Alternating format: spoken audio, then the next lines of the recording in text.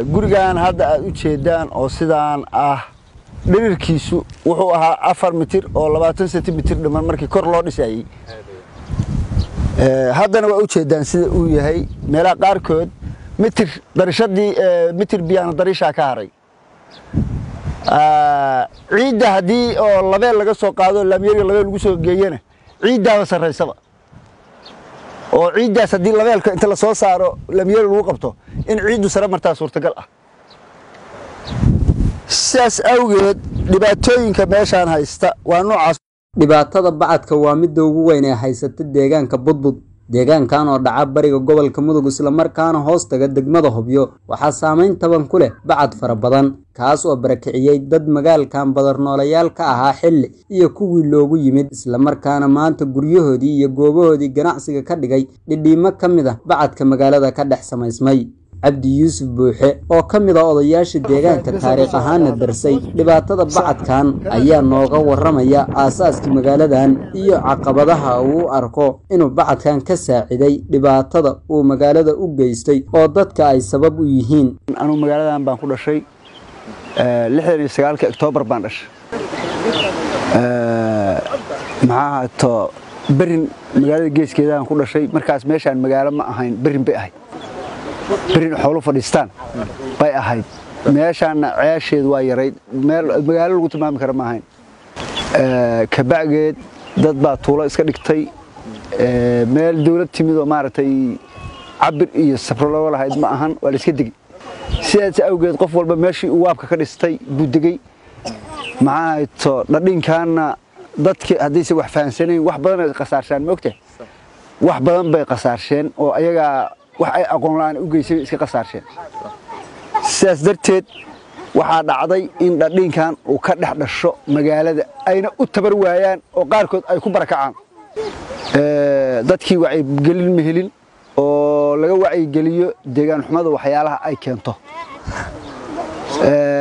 awgeedana awal ma fahansaneen macnaha sidaan ay u degeen in dhibaato keenayso qaarkood marka qaxootiga ka galeenba qaarna meel ay aadaan bay waayeenoo buushash bay iska dhisteen meel magaalada ka baxsan iska digay ilaa gurigoodii saan u noqday reerkan hadda aan ag taaganahay waa guureen xamar meel kasta u sii guureen waxa sabab ah bacadkan kadib markii gurigii laba qol u dhisnayd inta qol fuustaa ka dhisnay sariirihii lagu seexanayay sariirtaana kamid ah markii ay aasmeen oo maxaa ta ii sheeg ay ciid dul martay waa iska qaxeenoo waa laga raray meeshii kuwa kale too hadda markaan dhow la rarayna waa jiraan oo ka guuray gurigoodii dhibaatada noocaas ah dadkan haysa qorshaha la'aanta wadooyinka shaxaysan ee magaaladan waa qayb kamid ah sababaha uu bacadku ugu nagaaday magaalada gudaheeda sida uu mar kale aaminsan yahay Abdi Yusuf Buuxe hor dadka markay wax sameynayaan waxa ay sameynayaan wixii guul darro iyo guul intii aan la gaarin waxa la rabaa macnaheedu horta inay yaqaaliin oo wacyi gelin ay helaan hadii laakiin qofkiiba uu sabab waxa macnaheedu aqoon oo wixii waxaan laga helaayay uu aqoon muxuu ku guuleysaa muxuu ku guul daraysaa sidaas darteed waxaan aniga waxbaan ka fahansanahay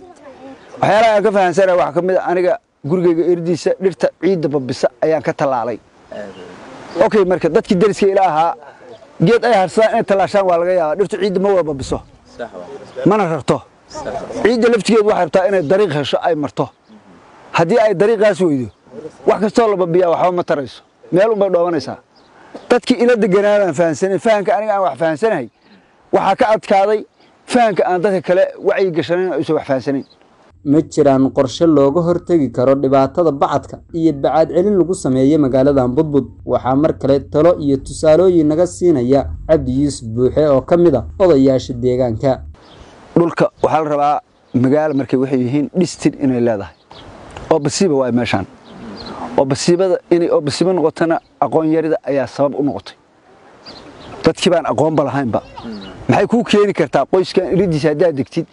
ama se maxaa heli kartaa hadaa dariiq bixisid oo aad ka fogaatid ma ku jirto waxa kale oo jira dadka haday